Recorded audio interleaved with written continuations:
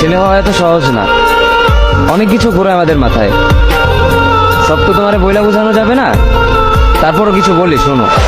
আমরা ছেলেরা বউর সামনে মার সাথে ভালো করে কথা বললে মারা চলে থাকা সন্তান, আবার মার সামনে বউর সাথে ভালো করে কথা বললে বউর গোলাম। নিজের ছেলে মেয়েদের যদি মারি আমাদের দয়া মায়া নাই, আর ওই ছেলে মেয়েদের যদি কিছু না বলি আশকারা দিতেছি। নিজের বউরে দিয়া যদি জব করাই সেই ক্ষেত্রে আমি বউর কামাই খাই, আর যদি বউরে দিয়া জব না করাই আমি সন্দেহ করি।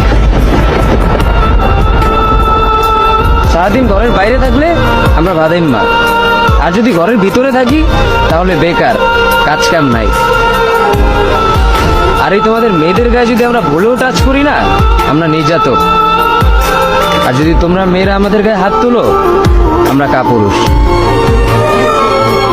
আর একটা ছেলে কি বা করে পুরো লাইফে নিজের জন্য?